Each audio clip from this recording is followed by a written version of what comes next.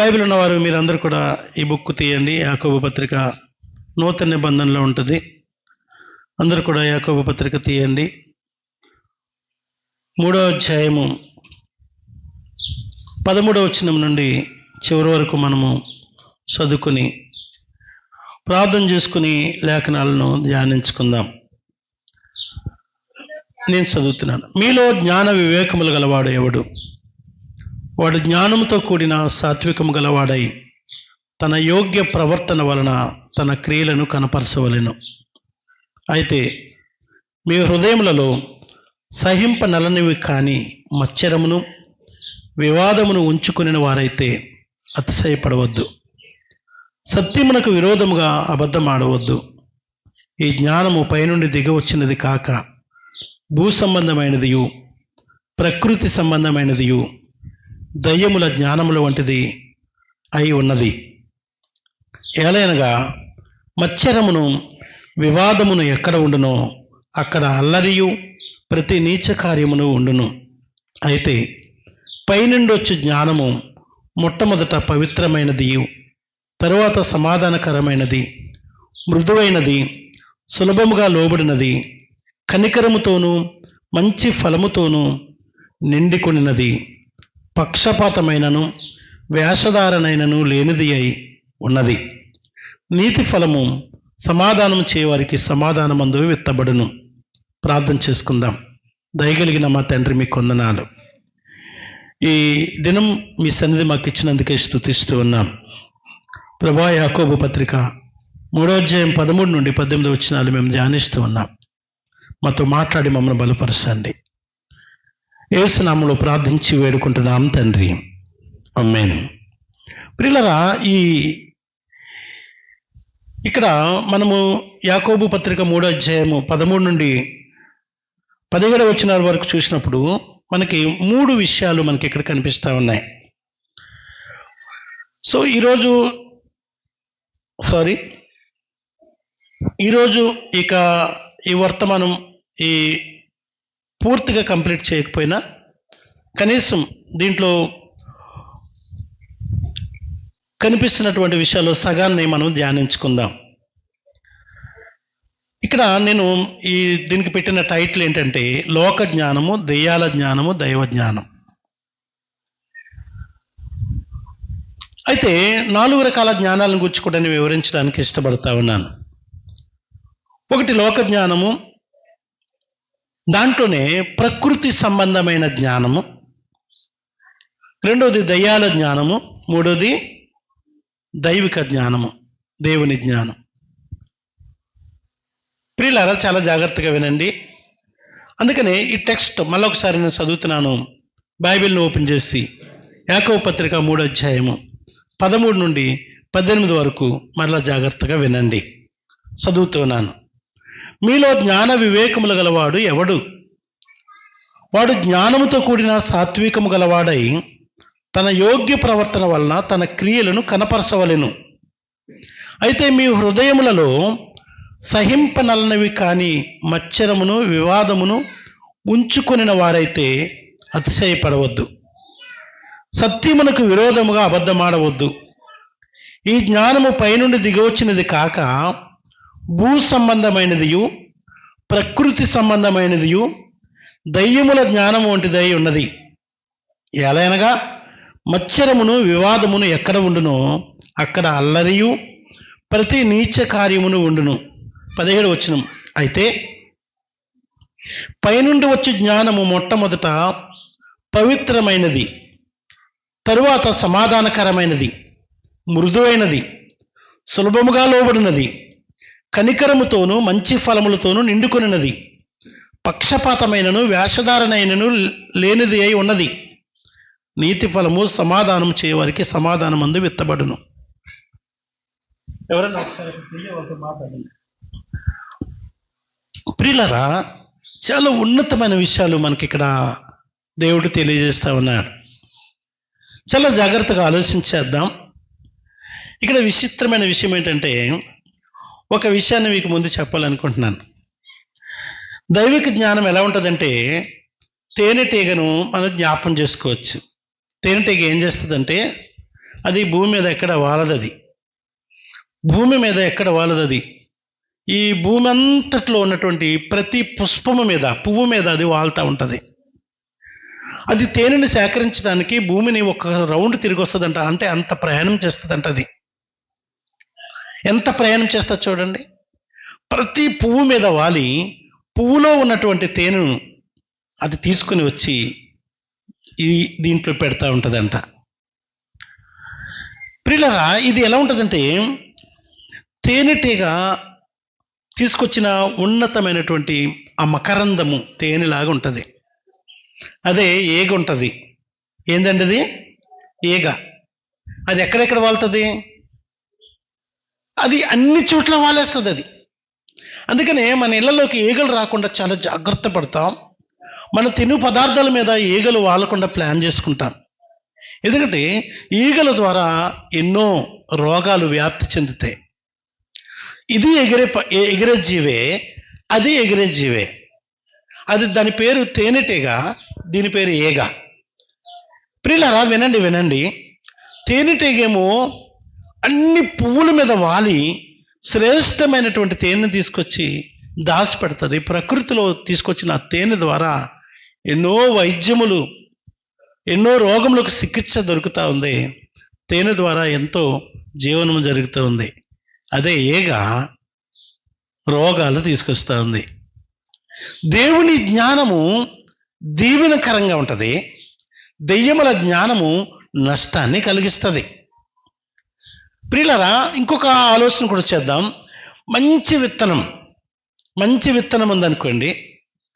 మంచి ఫలాలు ఇచ్చే విత్తనము భూమిలో మనం నాటితే కొద్ది కాలం తర్వాత అది మనకి శ్రేష్టమైన ఫలాలను ఇస్తుంది.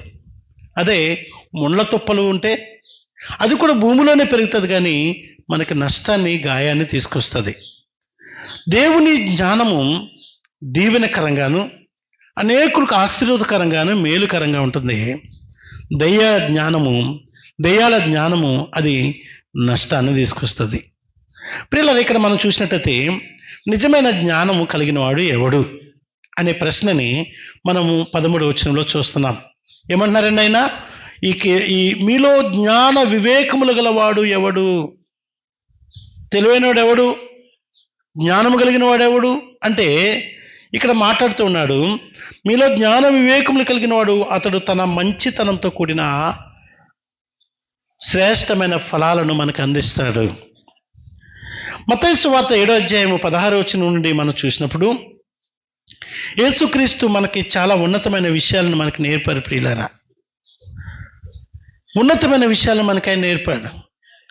ఏమంటారంటే యేసుక్రీస్తు నేర్పిన విధంగా జ్ఞానము మాటల ద్వారా కాకుండా ప్రవర్తన ద్వారా కనబడాలని 7వ అధ్యాయము 16 నుండి 20 వచనాల వరకు మనం చూస్తూ ఉంటాం.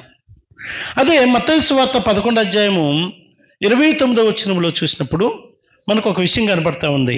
ఏమంటారంటే, నేను సాత్వికుడను, దీన మనస్సు గలవాడను. జ్ఞానం యొక్క ఉన్నతమైన గుణం ఏంటంటే సాత్వికత్వం వస్తుంది, దీనత్వం వస్తుంది. జ్ఞానము లేని వాళ్ళు ఇష్టానుసారంగా మాట్లాడుతూ ఉంటారు. ప్రియులారా, వాళ్ళు ఇష్టానుసారంగా ప్రవర్తిస్తుంటారు. ప్రియులారా, లోబడరు వాళ్ళు దేనికి. వాళ్ళ దగ్గర సాత్వికత్వం ఉండదు, ఒబీడియన్స్ ఉండదు, వినయం ఉండదు, విధేయత ఉండదు, గౌరవం ఉండదు. వారికి కలిగిన దానిని బట్టి అతిశయించడం ప్రారంభిస్తూ ఉంటారు. యేసుక్రీస్తు ప్రభు అంటారు 11:28లో, ప్రయాసపడి భారం మోస్తున్న సమస్తమైన వారులారా నా యొద్దకు రండి, నేను విశ్రాంతినిస్తాను. నేను విశ్రాంతినిస్తానని చెప్తూ ఆయన ఏమంటాడంటే, నేను ఎలాంటి వాడిని అనుకున్నారు? ఎలాంటి వాడిని? నేను విశ్రాంతిని ఇవ్వడానికి సరిపోయిన వాడిని. ఎలాంటి వాడంటే, నేను సాత్వికుడను, దీన మనస్సు గలవాడను. కనుక మీరు నన్ను నమ్మొచ్చు, నా మీద మీ కాడినెత్తుకోవచ్చు, నా దగ్గర నేర్చుకోవచ్చు. అప్పుడు మీ ప్రాణాలకి నెమ్మది, రెస్ట్, విశ్రాంతి దొరుకుతుంది. ప్రియులారా, ఇక్కడ జ్ఞానము కలిగిన వారు ఏం చేస్తారంటే వారు నమ్మదగిన వారుగా ఉంటారు. వారి ద్వారా మనకి నెమ్మది కలుగుతుంది. ఒకవేళ జ్ఞానం లేని వారు మధ్యలో మనం నివసిస్తుంటే కనుక నెమ్మది ఉండదు. నేను మీకు విశ్రాంతిని ఇస్తాను. ఎందుకు ఈ మాట చెప్తున్నానంటే, నేను ఎలాంటి వాడిని? సాత్వికుణ్ణు. నా దగ్గర ఎప్పుడు జగడబడే పరిస్థితి లేదు. నేను ఎప్పుడు కూడా నేను ప్రశ్నించేవాడిగా ఉండను. నేను ఇష్యూయేటెడ్గా ఉండను. నేను ఎప్పుడు ఇష్యూ చేయను. లైట్ తీసుకుంటాను అన్నిటిని. నేను క్షమిస్తూ ఉంటాను. జ్ఞానం యొక్క ఉన్నతమైన గుణం ఇది. ఈ స్వభావం యేసు క్రీస్తులో ఉన్నది. మరి ఆయన రక్తము చేత విమోచించబడిన నీలో ఈ నేచర్, ఈ స్వభావం రాకపోతే నీకు ఆయనకు సంబంధం లేదే. ఏగవో తేనెటీగవో నువ్వు అర్థం చేసేసుకోవచ్చు. కొందరు ఉంటారండి, ఎప్పుడు కూడా ప్రతి చిన్న విషయాన్ని కూడా ఎంత గందరగోళం చేస్తూ ఉంటారంటే, ప్రతి చిన్న విషయానికి కూడా వారు ఎప్పుడు కూడా సమస్య సర్దుకుపోవడం వారికి తెలవది. కొందరు అరుస్తారు, కొందరు మౌనంగా ఉంటారు, అంతే. ఏదైనా ఒకటే. కొందరు అరుస్తారు, బిగ్గరగా అరిసి ఎప్పుడు నెమ్మది లేకుండా చేస్తారు. కొందరు మౌనంగా ఉండి కూడా నెమ్మది లేకుండా చేసేస్తూ ఉంటారు. సంగమా, జ్ఞానము గలవాడు ఎలా ఉంటాడు? ఇదే మత్తయి సువార్త 5వ అధ్యాయం 16వ వచనంలోకి వచ్చినట్లయితే చాలా నాకు ఇష్టమైన మాట ఇది. మొట్టమొదటి కంటత వాక్యం నాకు ఇదే: మనుష్యులు మీ సత్క్రియలను చూసి పరలోకమందున మీ తండ్రిని మహిమపరిచినట్లుగా వారి ఎదుట మీ వెలుగును ప్రకాశింపనివ్వండి. మనుష్యులు అన్నప్పుడు అర్థం ఏంటంటే, నువ్వు ప్రత్యేకించబడ్డావని అర్థం.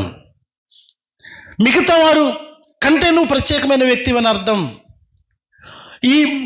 నిన్ను చూసినప్పుడు వీళ్ళందరూ కూడా ఏం చేయాలంట? నీ సత్క్రియలను చూసి దేవుని మహింపరచగలగాలి. ఇది జ్ఞానవంతుల యొక్క లక్షణం.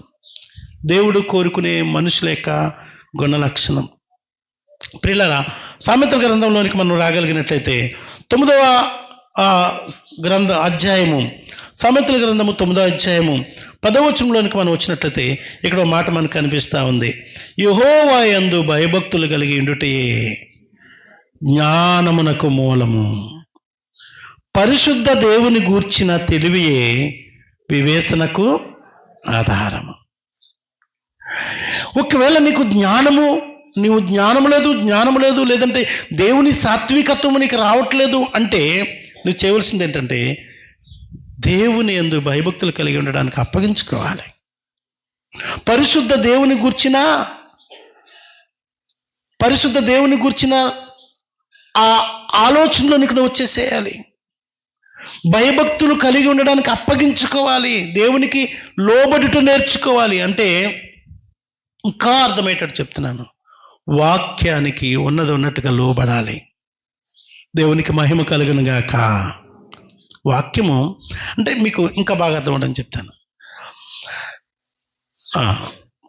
ఒక పిచ్చి కుక్క వస్తుందని చెప్పారు ఎవరన్నా. ఇక్కడ పిచ్చి కుక్క తిరుగుతుందని చెప్పారు ఎవరైనా. మీకు పిచ్చి కుక్క తిరుగుతుంది. పిచ్చి కుక్క కరిస్తే ఇంకేముండదు. ఇక తెలివైనోడు ఏం చేస్తాడు చెప్పండి? ఆ జోలికి వెళ్లకుండా పిల్లల్ని కాపాడుకుంటాడు. రే, పిచ్చి కుక్క తిరుగుతుందంటే పిల్లలు మీరు మాటిమాటికి అక్కడ తిరగకండి, స్పందన అక్కడికి వెళ్ళకమ్మా, అక్కడ తల్లి చెప్తుంది.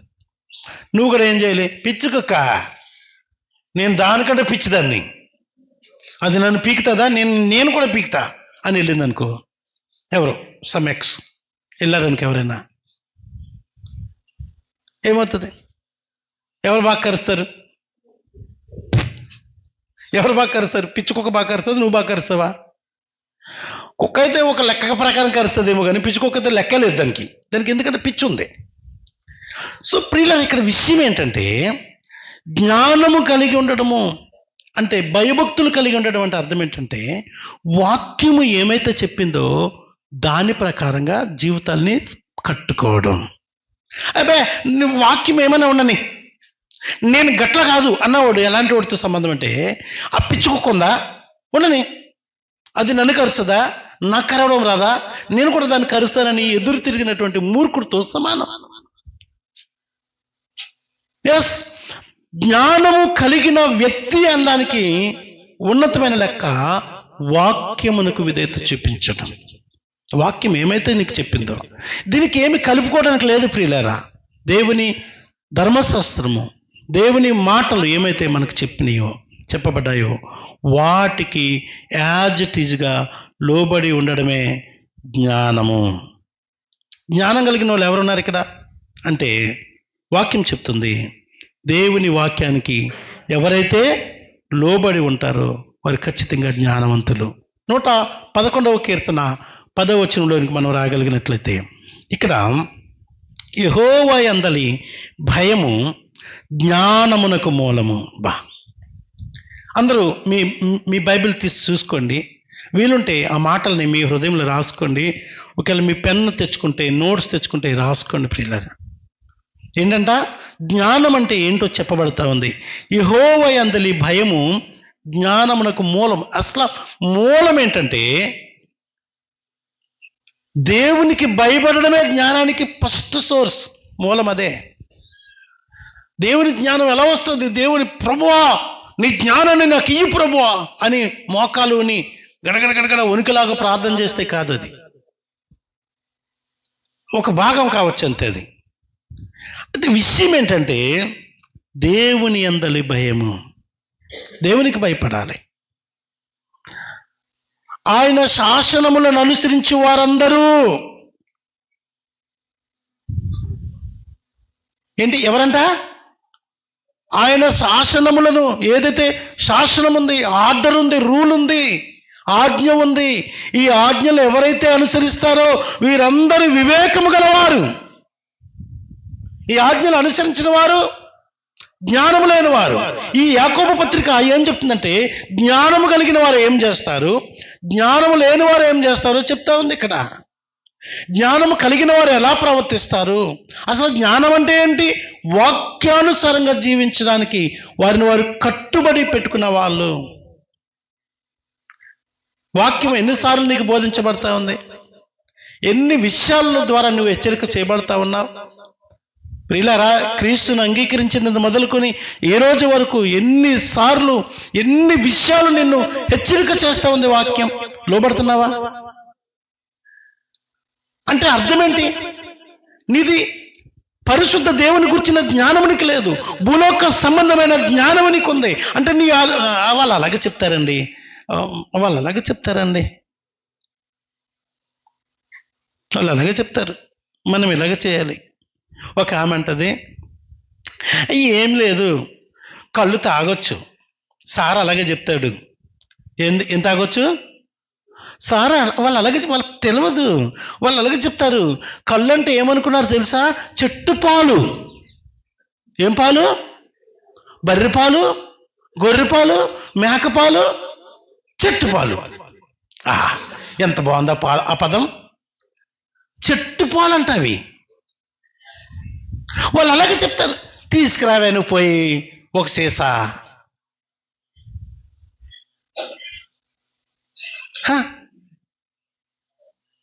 ఎన్నో సంవత్సరాల క్రితం విన్న మాట ఇది, నేను మర్చిపోలేను. ఆశ్చర్యమైంది నాకు ఇది. ఎంత జ్ఞానం ఇది!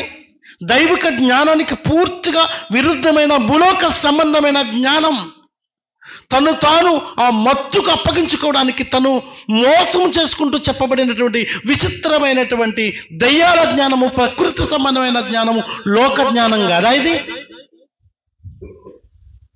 దేవుని వాక్యము నీ యొద్దకు వచ్చినప్పుడు, దేవుని ఇక్కడ యెహోవా యందలి భయము జ్ఞానమునకు మూలము, ఆయన శాసనములను అనుసరించి వారందరూ మంచి వివేకము గలవారు, ఆయనకు నిత్యము స్తోత్రం కలుగుచున్నదంట. అనగా ఈయన మాటలు వినకుండా వాళ్ళు అలాగే చెప్తారు, వాక్యం అలాగే ఉంటుంది, మనం ఎలాగే చేయాలి అని నీవు అనుకుంటూ నిష్టానుసారంగా ప్రవర్తిస్తుంటే కనుక నీవు దేవుని జ్ఞానము కలిగిన వ్యక్తివి కావు. ఖచ్చితంగా నీది ప్రకృతి జ్ఞానము, లోక జ్ఞానము, ఒకవేళ ఇంకా ఎక్కువ తక్కువ మాట్లాడితే దయ్యాల జ్ఞానము నీది. దైవిక జ్ఞానము నిన్ను నిత్య రాజ్యానికి నడిపిస్తే, దయ్యాల జ్ఞానము నిత్య నరకానికి నడిపిస్తుంది సుమా, పాపమునికి నడిపిస్తుంది. దైవిక జ్ఞానము పరిశుద్ధత కొరకు నిన్ను సిద్ధపరుస్తుంటే, దయ్యముల జ్ఞానము, లోక జ్ఞానము నిన్ను అపవిత్రతకు, అన్యాయానికి, అక్రమానికి, అవిధేయతకు, ఆజ్ఞలకు వ్యతిరేకంగా బ్రతకడానికి నడిపిస్తుంది. ఎలా నడుస్తున్నావు? దేవునికి లోబడినది అది దెయ్యముల జ్ఞానం. దేవునికి లోబడినది దెయ్యముల జ్ఞానం, దైవ జనాంగమా. కనుక నిజమైన జ్ఞాని ఎవరు అన్నప్పుడు మీరు చెప్పండి, ఎవరు? ఇంతవరకు అన్నారు కదా, 4-5 వాక్యాలు చెప్పాను. ఎవరు? దేవుని వాక్యానుసారంగా జీవించి ఆయనకు లోబడైన శాసనాలను అనుసరించేవారు. ఇంకా ఈజీగా చెప్దాం, ఆయన వాక్యానుసారంగా జీవించిన వారు నిజమైన జ్ఞానం కలిగిన వారు. దేవునికి మహిమ కలుగును గాక. ఇప్పుడు దీని కొరకు ఏం చేయాలి? మనం అప్పగించుకోవాలి. నీ వాక్యము ప్రభువా, నీ మాట వింటాను ప్రభువా, నీకు లోబడతాను ప్రభువా, నీలా నేను తయారవుతాను ప్రభువా. ఏమన్నాడు యేసు ప్రభువారు 11:29 మత్తయి? నేను మనందరికీ 28 గుర్తుంటుంది, 28 కడ్డత వాక్యం. ప్రయాసపడి భారం మోసిన సమస్తమైన వారులారా నా దగ్గరనే. అబ్బా, మనకు విశ్రాంతే కావాలి, అన్ని బెనిఫిట్సే కావాలి. కానీ అది కావాలంటే, అది పొందుకోవడానికి యోగ్యుడిగా ఉండాలంటే నేను ఎలాంటి వాడినో చెప్తున్నాడు. అది ఇవ్వగలిగిన యోగ్యుడిని నేనని చెప్తున్నాడు. పొందుకునే యోగ్యుడు కూడా ఎలా ఉండాలంటే, నేను సాత్వికుడును, దీన మనస్సు గలవాడును. ఎలాంటి వాడంట? ఎప్పుడు కుటుంబాల్లో లొల్లి, సంఘంలో సమాధానం లేని స్థితి. ప్రియులరా, కొందరు వచ్చిపోయారంటే ఇంకంతే గందరగోళం. ఎందుకో ప్రియులరా, వాళ్ళు బాగుండరు, అంతే. వాళ్ళ ఆలోచనే బాగుండదు. ఎప్పుడు ఎవరొకరి గురించి చెడ్డగా మాట్లాడడము. వాళ్ళు వచ్చిపోతే ప్రియులరా పరిస్థితి మారిపోతుంది. యేసు ప్రభువా జ్ఞానం అలా ఉండదు. సమస్యలు ఉన్న దగ్గరికి ఆయన వస్తే సాల్వ్ అవుతాయి, పరిస్థితులు మారిపోతాయి. తుఫాను చేత, అలల చేత కొట్టబడుతున్నదు అని యేసు ప్రభు వచ్చినప్పుడు నిమ్మలమైన ఇంకా ఎక్కువైనయా?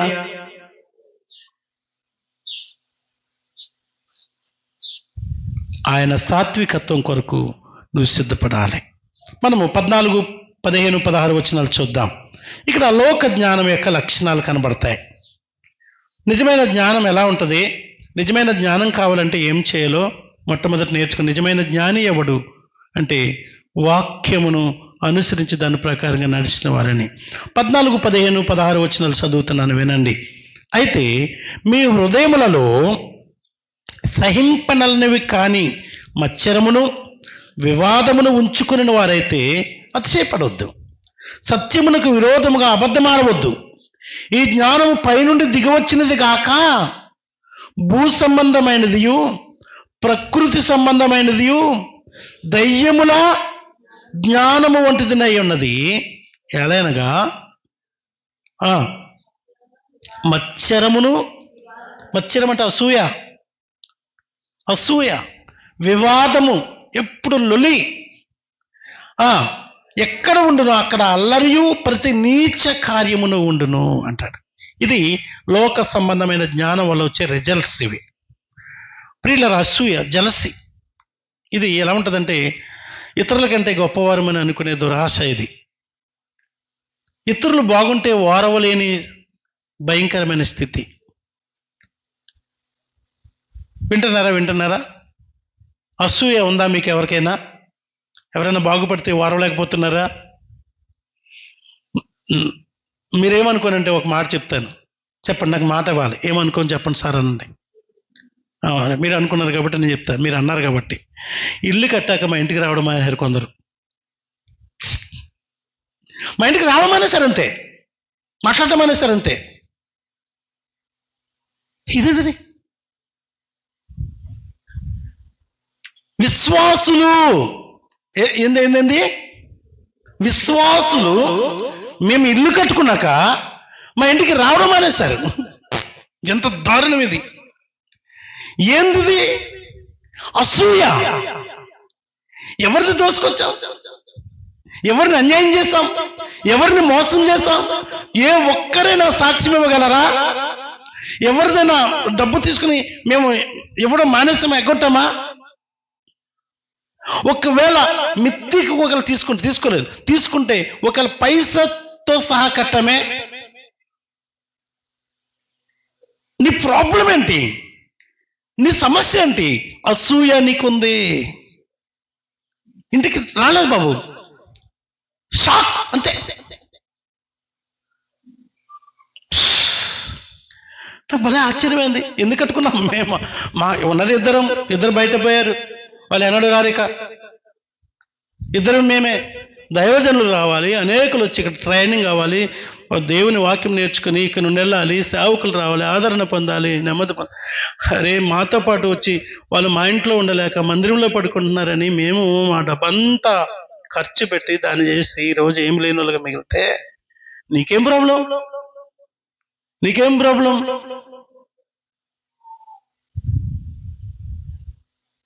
ఇది ఒక బ్యాచ్ అయితే, ఇంకో బ్యాచ్ ఏమో పక్కనే ఉండి ఎక్కడి నుండి వచ్చిందంట, ఎలా వచ్చిందంట, మనకు రాలేదు, ఆయనకి ఎలా వచ్చింది, ఇది ఇంకో బ్యాచ్.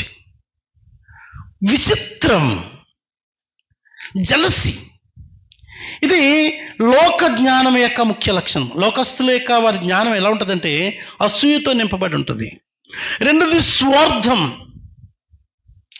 ఎప్పుడు కూడా సొంత ప్రయోజనాలు తప్ప ఇతరుల కొరకు ఏమి ఆలోచించేది. హలో, నేను స్ట్రైట్ గా మిమ్మల్ని అడుగుతున్నాను, ఇతరుల కొరకు ఏమైనా చేసావా? మీ ఇంట్లో ఇతరుల కొరకు ఏమైనా ప్లేస్ ఉందా? మీ డబ్బులో ఇతరుల కొరకు ఏమైనా ప్లేస్ ఉందా? ఇతరుల కొరకు ఏమైనా ప్రయాసపడిన ఆనవాళ్ళు ఎక్కడైనా కనబడుతున్నాయా? దేవుని కొరకు పక్కన పెట్టేయండి, సంఘం కొరకు పక్కన పెట్టేయండి. సమస్యల్లో శోధనలో ఉన్న వారి కొరకు గుప్పెలు విప్పిన అనుభవం ఏమైనా ఉన్నదా? ఇది దైవిక జ్ఞానం అయితే తన ప్రియమైన కుమారుని పంపించాడు పిల్లారా, నీ కొరకు నా కొరకు. దేవునికి మహిమ కలుగును గాక. తన ప్రియమైన కుమారుని నీ కొరకు నా కొరకు పంపించిన మహోన్నతుని దేవుణ్ణి ఆరాధిస్తున్నాం. ఆయనతో యుగయుగాలు ఉండాలి మనము. ఆ దేవుని కలిగిన మనము ఇతరుల కొరకు ఏమి చేయకుండా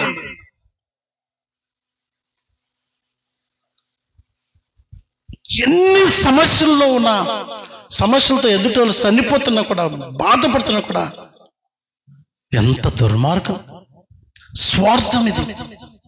మేం బాగుండాలి, మా పిల్లలు బాగుండాలి, మా కుటుంబం బాగుండాలి, మా భవిష్యత్తు బాగుండాలి, మాది మాది మాది. క్రీస్తు స్వరూపంలో ఆయన పోలికలు చేయబడిన వారు భూమి మీద చాలా మంది శ్రమ పడుతుంటే, నిందలు పడుతుంటే, వేదన పడుతుంటే కనీసం ప్రియులారా నశించిపోతున్న వారి కొరకు కనీసం ప్రార్థన కూడా చేయలేనంత స్వార్థపరులు ఈరోజు. నశించిపోతున్నారే, రండి ప్రార్థన చేద్దాం వాళ్ళ కొరకు. సమస్యలో ఉన్నారే, రోగాలతో ఉన్నారా, వారి కొరకు ప్రార్థన చేద్దాం రండి, గుప్పులు విప్పుదాం రండి. పిలిచిన పిలుపును నువ్వు ఎన్నడూ వినవు. ఎందుకు నీ భక్తి, నీ జ్ఞానం ఏ జ్ఞానం? పరిశుద్ధుడైన దేవుని జ్ఞానం అయితే తన ప్రియమైన కుమారుని నీ కొరకు పంపడే. లాజరు చనిపోతే అందరూ ఏడుస్తుంటే యేసుప్రభు కూడా పోయి ఏడ్చాడంట. ఏంటండి, మహోన్నతుడైన దేవుడు ఏంటి కన్నీరు కార్చడం ఏంటి?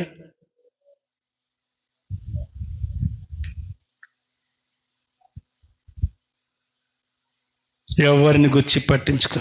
ఇది లోక జ్ఞానం యొక్క రెండో లక్షణం. మూడో లక్షణం అహంకారం.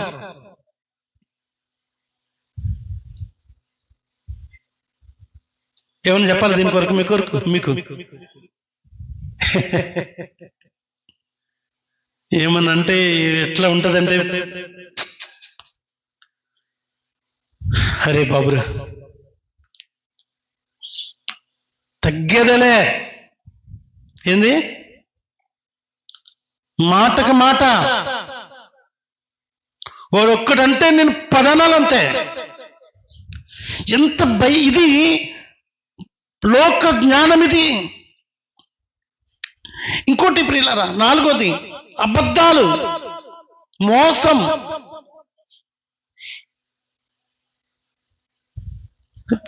ఇప్పుడు అబద్ధం నాలుగు అలా తిరుగుతూ ఉంటుంది అంతే. ఎంత ఈజీగా అబద్ధం ఆడేస్తారండి. లేదు,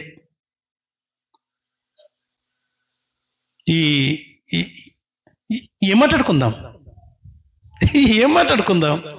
ఎవరు మనం? ఇది మనకు సంబంధమైనది. అబద్ధం అన్నది ఇది మనకు సంబంధం. ఎవరిది చెప్పండి? అబద్ధం వాడు అబద్ధికుడును అబద్ధములకు జనకుడు. అబద్ధాలకు తండ్రి అంట. అబద్ధికులందరికీ తండ్రి ఎవడు? గట్టిగా చెప్పండి, గట్టిగా చెప్పండి. అబద్ధాలకు తండ్రి ఎవర్రా? ఫాదర్ ఆఫ్ లైస్, సాతాను. ఇప్పుడు చెప్పండి, మీ తండ్రి ఎవరు? ఎన్ని అబద్ధాలు! లోకజ్ఞానం, అవే అబద్ధాలు చెప్పకపోతే కొంత కష్టం, అందరూ మన దగ్గర వచ్చేస్తారు. అబద్ధం అబద్ధం అబద్ధముతోనే నీ జీవితాన్ని కట్టుకుంటూ ఉన్నావే. ఎన్ని అబద్ధాలు ఆడుతున్నావు.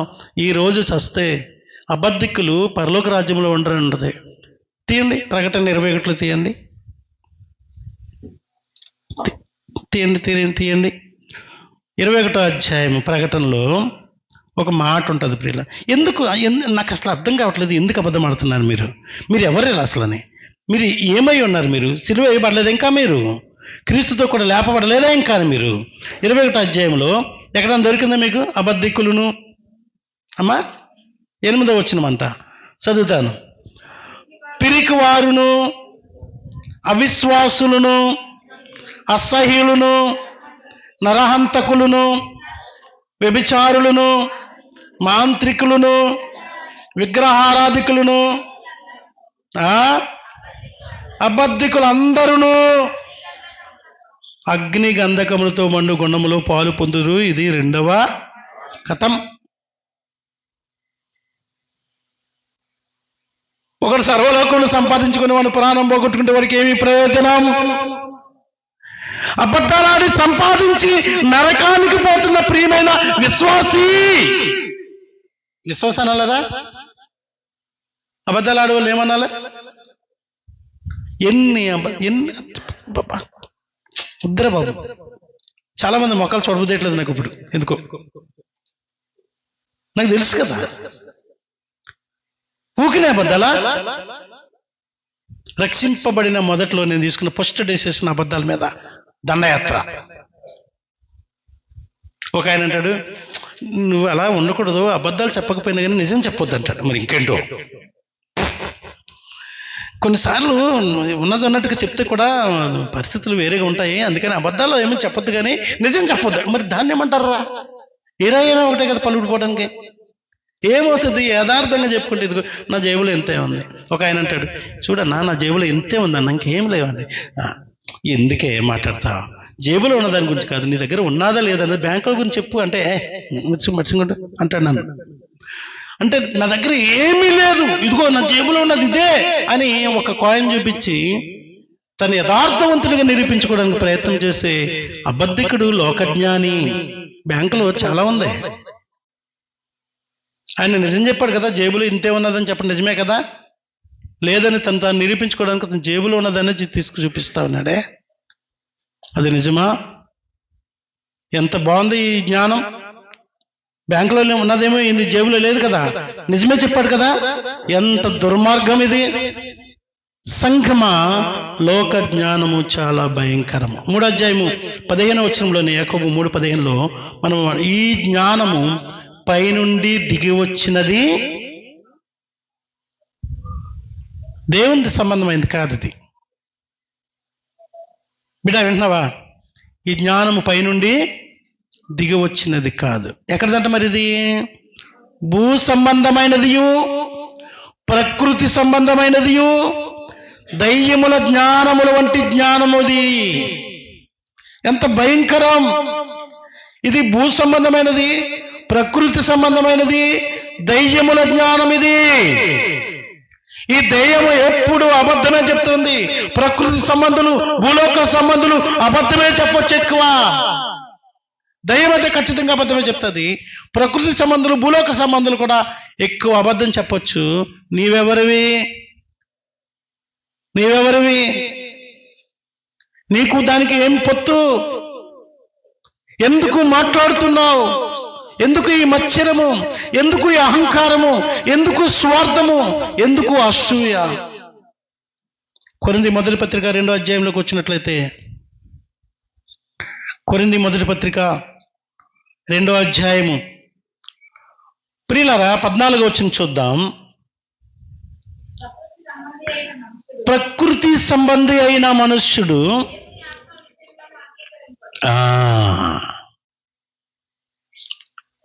ప్రకృతి సంబంధి అయిన మనుషుడు దేవుని ఆత్మ విషయములను ఎట్టి పరిస్థితులు అగ్రి అవడు, అంగీకరించడంతే.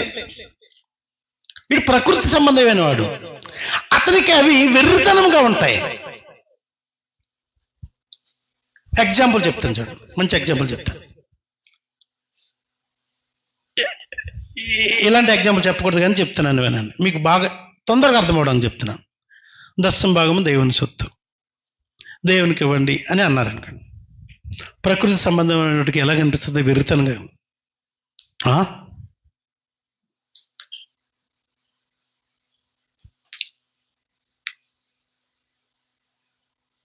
ఏమేమో ఆలోచించడం ప్రారంభిస్తాడక. ప్రకృతి కదా, భూలోక సంబంధం కదా మనిషి. ఎంత వాళ్ళు ఎంత వచ్చిన దాంట్లో 10 తీస్తే అబ్బో చట్టం వాక్యమా.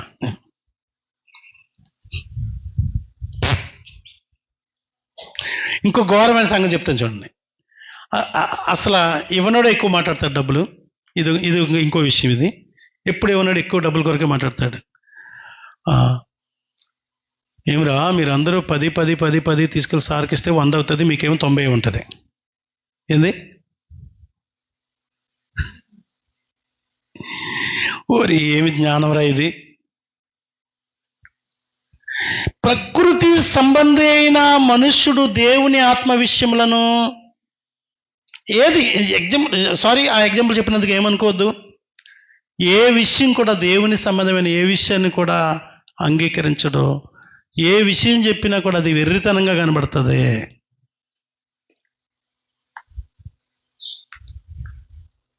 మీరేమనుకోనంటే ఒక మాట చెప్తాను, చెప్పండి. ఏమనుకోమనండి? బలవంతంగా అంటున్నాను అనిపిస్తున్నాను మీ చేత? చెప్పండి అబ్బా, ఏమనుకోనంటేనే చెప్తాను. ఎందుకంటే 24 సంవత్సరాలు మీతో ఉన్నాను కాబట్టి, మీరు అందరూ నాకు తెలుసు కాబట్టి.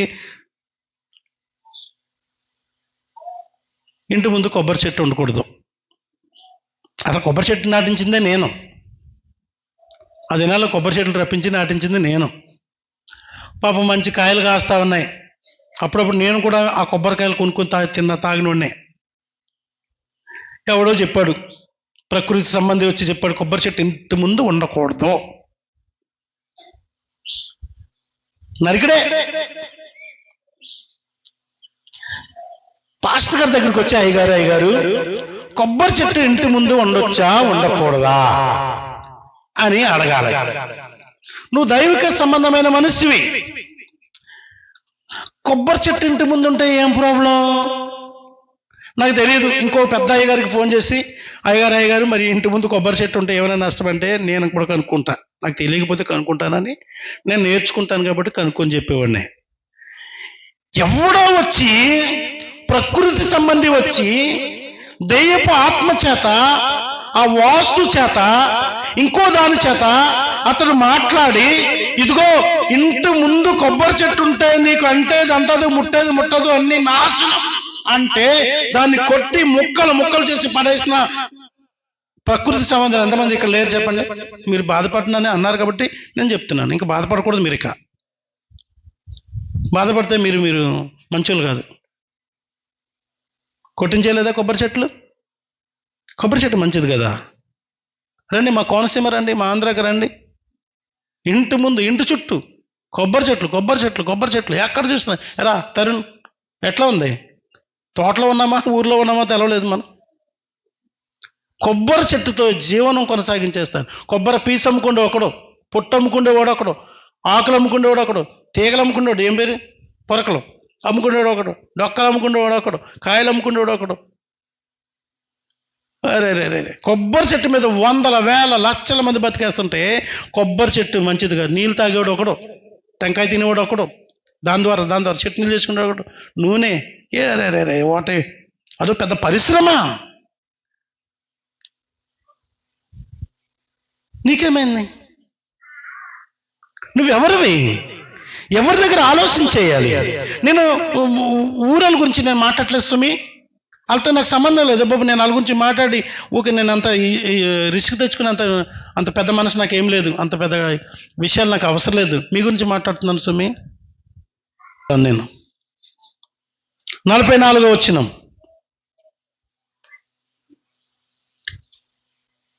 ఉన్నారా? 8వ అధ్యాయం 7వ అధ్యాయం తర్వాత ఉంటుంది అది. మీరు మీ తండ్రి అగు అపవాది సంబంధులు. అయ్యి బాబోయ్, ఏది ఈ మాటది, ఎంత భయంకరమైన మాటది. మీ తండ్రి దురాశలు నెరవేర్చుకూర్చున్నారు మీరు. వాడికి కొన్ని దురాశలు ఉన్నాయి అపవాదికి. ఆశలేమో మంచోడుకుంటాయి, దురాశలేమో చెడ్డోడుకుంటాయి. ఆశకి దురాశకి మధ్యలో తేడా ఏంట్రా చెప్పండి? అంతే, అంతేనా? కాదు కాదు కాదు. ఆకే దురాశకి మధ్యలో తేడా ఏంట్రా అంటే అంటున్నాడు ఎవడు. కాదు కాదు కాదు, చాలా ఉంది. పరలోకానికి నరకానికి అంత గ్యాప్ ఉందరా బాయ్. మీరు మీ తండ్రి అయినా అపవాది సంబంధులు. వాడు ఎలా ఉంటాడంటే మీ తండ్రి దురాశలు నెరవేర్చుకొనుచున్నారు. వాడు ఎలాంటి వాడంటే వాడు ఆది నుండి నరహంతకుడు, సత్యమందు నిలిచిన వాడు కాదు, వాడు సత్యమే లేదు. వాడు అబద్ధమాడినప్పుడు వాడి స్వభావం అనుసరించి ఏం మాట్లాడును. వాడు అబద్ధకుడు, అబద్ధములకు బాబా ఏముందరా వాడి కొరకు వర్ణన. ఎవడి కొరకు చెప్పాను రా ఇది? ఏయ్, నా కొరకు చెప్పాను, కోపం మీద ఉన్నవరా? ఎవడీడు? సేమ్ నాకే పోలుతున్నాయేంటి, మ్యాచ్ అయిపోతుంది ఏంటి అనిపిస్తుందా? ఎంత భయంకరంగా ఉందా మన ఇల్లు. ఎక్కడున్నాం మనం? ఏ జ్ఞానము మనది? సో ఇది భూలోక సంబంధమైనది, శరీర ఆశలు నెరవేర్చుకునేది, ప్రకృతి సంబంధమైనది, అసూయ ద్వేషముతో నింపబడింది. ఇంకా మనం చూస్తాము గలతీ పత్రికలో శరీర క్రియలు అని చెప్తూ ఉంటాం. శరీర క్రియలు ఏమనగా చెప్పండి, తెలుదా? ఆత్మఫలమేమనగా ప్రేమ, సంతోషం. శరీర క్రియలు ఏమనగా అవి స్పష్టమై ఉన్నవే. ఏంటయ్యి? తీయండి 9 గలతీ 5 మధ్యలో కాకుండా గలతీ, ఇది మామూలుగా అందరికి తెలిసినవే. 5వ అధ్యాయం 19వ వచనంలోకి వస్తే స్పష్టమై ఉన్నవి ఇవేమనగా జారత్వము, అపవిత్రత, కాముకత్వము, విగ్రహారాధన, వ్యభిచారము, ద్వేషములు, కలహములు, మత్సరములు, క్రోధములు, కక్షలు, భేదములు, విమతములు, అసూయలు, మత్తతులు, అల్లరితో కూడిన ఆటపాటలు, ఇవన్నీ కూడా ఎవరి ఇవన్నీ? ఎవడాడు? నాదన్నాడు.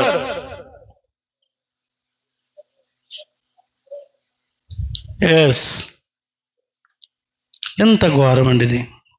దయాల జ్ఞానము చెప్పడానికి చాలా ఉన్నది ప్రియులారా. ప్రకృతి జ్ఞానం చూద్దాం. ఇది యాకోబు 3:15 ప్రకృతి జ్ఞానం గురించి మాట్లాడుతున్నాడు. ప్రకృతి జ్ఞానం ఎలా ఉంటుందంట? నేచురల్ విజ్డమ్ అంటారు దీన్ని. స్వాభావికమైనది, ఆత్మీయమైనది కాదు, భౌతికమైన కోరికల ద్వారా నడిచేది.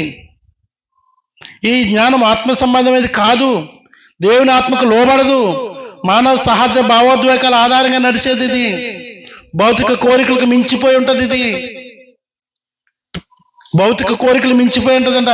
దేవుని నడిపింపు కంటే శరీర సంబంధమైన కోరికలు, మనుషుల యొక్క తర్కాల మీద ఆధారపడి ఉంటుంది. ఇది ఇంకా ఆధ్యాత్మికంగా అభివృద్ధి చెందది. ఇది మనిషిని సహజ బుద్ధిని, భావోద్వేగాలను మాత్రమే నమ్ముతుంది. దేవుని జ్ఞానాన్ని అవహేళన చేస్తుంది. మనిషి యొక్క సహజ బుద్ధి మీద ఆధారపడుతుంది, ఎమోషన్స్ మీద ఆధారపడుతుంది. ప్రకృతి సంబంధమైన జ్ఞానం, దాని యొక్క లక్షణాలను మనం చూస్తూ ఉన్నాం. ఒకటి ఏంటంట? స్వార్థము. ఏది? ఇది కూడా స్వార్థం. స్వార్థపరులు, ప్రకృతి సంబంధులు. వీళ్ళకి భౌతిక కోరికలు ఉంటాయి. దేవుని మార్గాన్ని కాకుండా మానవ కోరికలను ఆశ్రయించడం, ప్రపంచ భోగభాగ్యాల అధికారం, ప్రఖ్యాతి కోసం ప్రయత్నించడం, ఇది చేస్తూ ఉంటారు. ప్రియులారా, ఇది హ్యూమన్ రీజనింగ్ మీద ఆధారపడి ఉంటుంది. అనగా మానవ జ్ఞానం ఇది.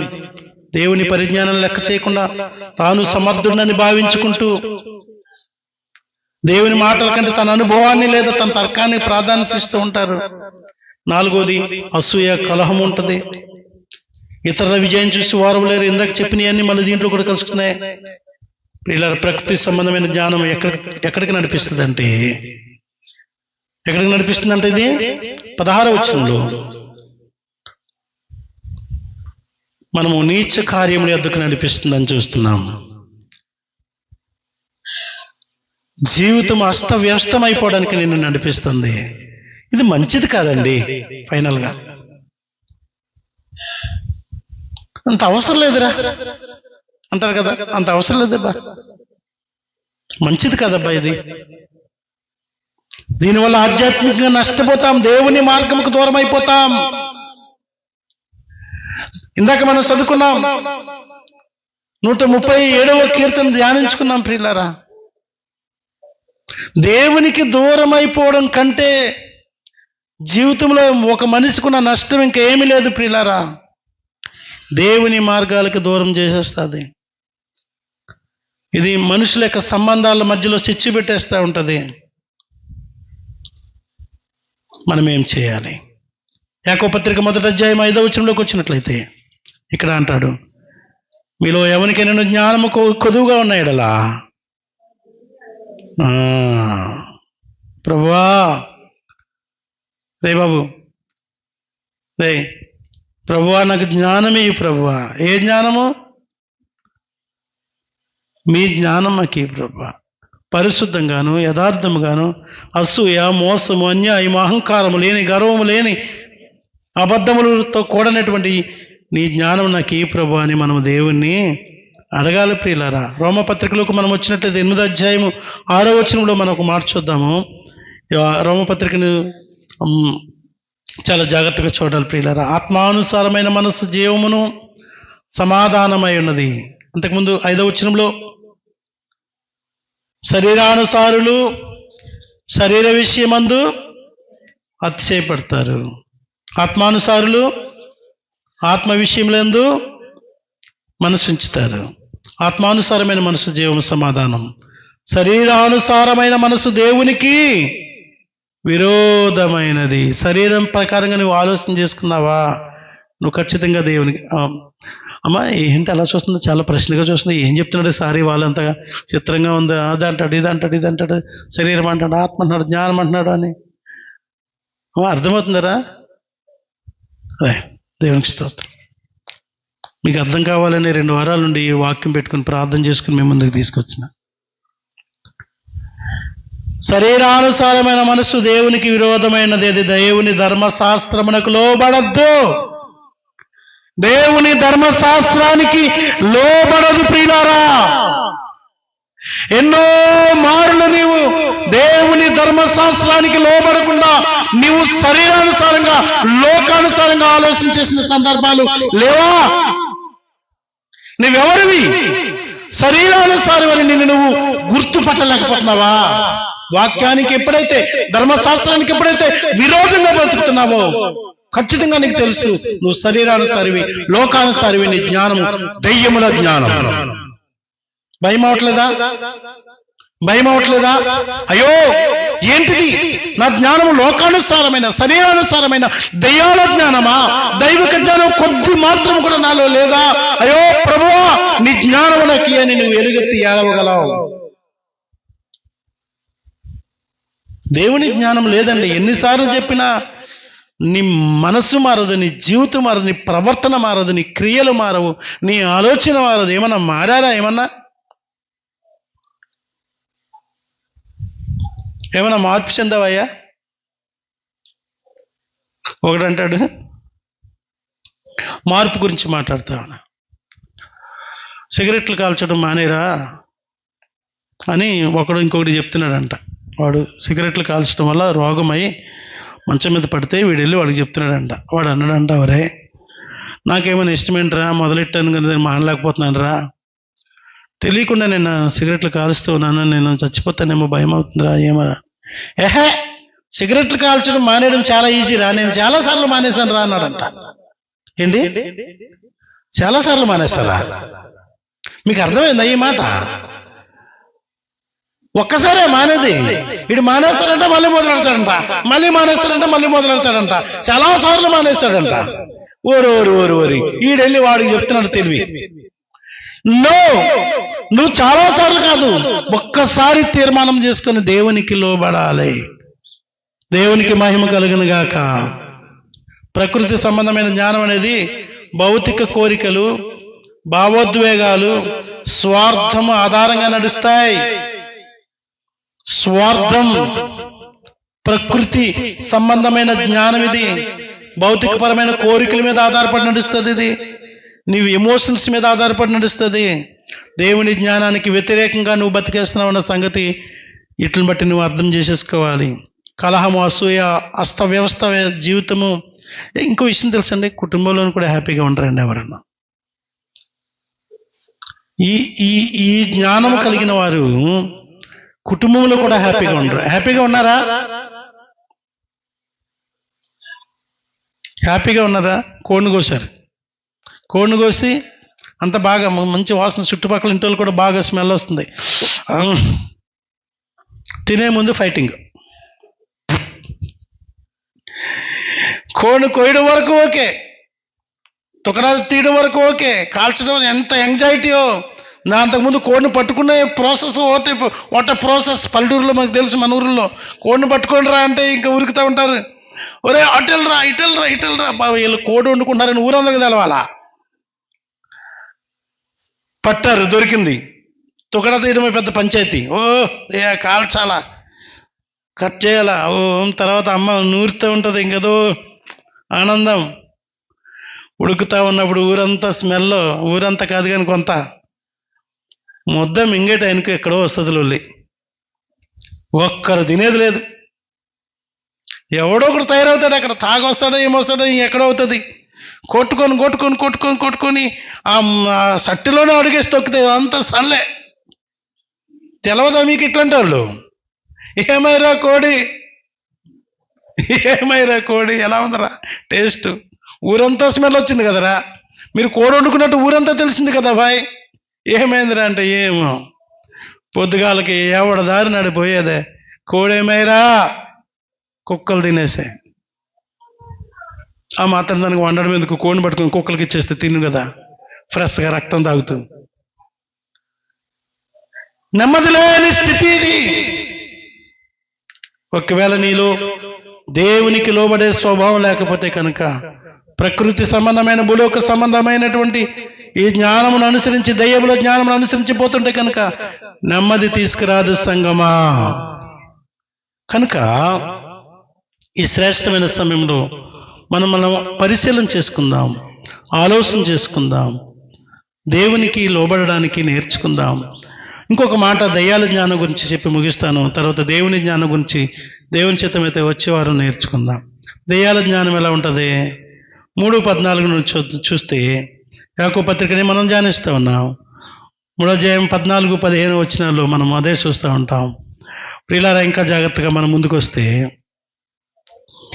దయ్యాల జ్ఞానానికి మూల లక్షణాలు ఏంటో చెప్తాం. ముఖ్యమైన లక్షణాలు, దయ్యాల జ్ఞానాన్ని యొక్క ముఖ్య లక్షణం. ఇది దయ్యాల జ్ఞానంలో ఉంది అనడానికి ముఖ్య లక్ష్యం ఏంటంటే, 1 యోహాను పత్రిక 2వ అధ్యాయము, అందరు తీయండి, 15 వచనం, 16, 17. 1 యోహాను పత్రిక 2వ అధ్యాయము 15, 16, 17లోకి వస్తే, ఈ లోకమునైనను లోకములో ఉన్న వాటినైనను ప్రేమించకుడి. ఎవడైనను లోకమును ప్రేమించిన ఎడలా తండ్రి ప్రేమ వానిలో ఉండదు. లోకములో ఉన్నదంతయు శరీరాశయు, నేత్రాశయు, జీవపు డంబమును ఇవి తండ్రి వలన పుట్టినవి కావు, ఇవి లోక సంబంధమైనవే. అరే రే రే రే రే, లోకము దాని ఆశ కూడా గతించిపోతాయి, కానీ దేవుని చిత్తం జరిగించేవాడు మాత్రమే ఎప్పుడు నిలుస్తాడు. వీళ్ళందరూ కథం. దయ్యాల జ్ఞానం ఎలా ఉంటుందంట? అమ్మ నీకు అర్థమవుతుందరా బాబు? అర్థమవుతుందా నీకు? దయ్యాల జ్ఞానం ఎలా ఉంటుందంట? లోకమును ప్రేమిస్తారు, లోకములో ఉన్న వాటిని ప్రేమిస్తారు, అందరినీ ప్రేమిస్తారు ప్రియులారా. నేను తప్పు పట్టడానికి చెప్పట్లేదు కానీ వాళ్ళ బతుకులు అంతే. కానీ కొందరు ఉంటారు, పీర్ల పండుగకి వెళ్తారు, హిందువుల పండుగకి వెళ్తారు, చర్చికి వస్తారు. ఎందుకంటే అందరినీ కలుపుకోవాలి బాయ్, అన్ని ఓట్లు పడాలి మనకి. అందరూ అక్కడికి వెళ్ళి టోపీ పెట్టుకోవాలి, ఇక్కడికి నామాలు పెట్టుకోవాలి, ఇక్కడికి వచ్చి చర్చికి వచ్చి నేను బైబిల్ చదవను అంటారు. మన చర్చికి వచ్చి నేను కూడా బైబిల్ చదువు. ఏమి నేర్చుకున్నారు బాయ్ బైబిల్ చదివితే? అందరినీ సంతోషపెట్టరు, లోక జ్ఞానం ఇది. కొందరు ఉంటారు అందరినీ సంతోషపెట్టడం కొరకు, అందరినీ సంతోషపెట్టాలి. వాళ్ళని సంతోషపెడితే ఏదైనా బెనిఫిట్ వస్తుంది, ఏం సంతోషం కనుక పనికి వాళ్ళ పనులన్నీ చేయాలా. ఇది దైవ జ్ఞానం, ఇది భూ సంబంధమైన జ్ఞానం, ఇది ఈ పరలోకాన్ని అనుసరించదు, ఇది పరలోకాన్ని అనుసరించదు, ఇది వాక్యాన్ని అనుసరించదు, ఇది ఈ లోకపు కోరికలను మాత్రమే అనుసరిస్తుంది. ఇది శరీరాశ నేత్రాశ జీవడం దీనికి ఉంటుంది. ఇంకోటి శరీర సంబంధమైన పాపపు కోరికలను ఆధారంగా పనిచేస్తూ ఉంటుంది. ఇది హలో శరీరం కొరకే. ఈ శరీరం తృప్తిపరచుకోవడం కొరకు ఎంత నీచమైన పని చేయడానికి దిగజారిపోతూ ఉంటారు. ఇంకో మాట యోహాను సువార్త 8:44లో అపవాది మార్గాలను అనుసరిస్తూ ఉంది, ఇది సత్యాన్ని వక్రీకరించేస్తూ ఉంది. సామెతలు 14:30లో చూసినట్లయితే చూద్దాం, ఈ మాట చదువుదాం. సామెతలు 14:30 వచనం. సాత్వికమైన మనస్సు ఏమా ఎట్లా చదువు? సాత్వికమైన మనస్సు శరీరమునకు జీవము, మచ్చరము ఎముకలకు కుళ్ళు. సాత్వికమైన మనస్సు ఏంటంటే శరీరానికే జీవం ఇస్తుందంట. అంటే ఆరోగ్యంగా ఉంటావని అర్థం. సాత్వికంగా ఉంటే ఆరోగ్యంగా ఉంటావని అర్థం. కుళ్ళు పెట్టుకుంటే కథం. ఇది దెయ్యాల సంబంధమైన అనుభవం. ఇంకొక మాట, ఇవన్నీ భూలోక సంబంధమైన, లోక సంబంధమైన, మనిషి సంబంధమైన, దెయ్యాల సంబంధమైన, ఇవన్నీ ఒకటే. దెయ్యాల సంబంధమైన జ్ఞానానికి మూలం ఎక్కడ ఉన్నదంటే, ఎక్కడుంది ఇది? ఇది అపవాది నుండి వచ్చింది. ఇది దెయ్యాలు అంటే దెయ్యం కదా. సాతాన్ దగ్గర, అవ్వాదం దగ్గరికి ఎవరు వెళ్ళారు? సాతాన్ వెళ్ళాడు. యేసు ప్రభు ఏమో తినొద్దంటే ఈడేమంటాడు? నిజమో తినొద్దన్నాడు? ఏం కాదు మీరు సావనే. అదే ప్రభు ఏమో మీరు సస్తారా బాబు అంటే ఈడేమంటాడు? అన్ని ఉల్టా, అబద్ధం. వాడి యొక్క స్వభావమే అంత ఉల్టా చెప్తారు ప్రియులారా.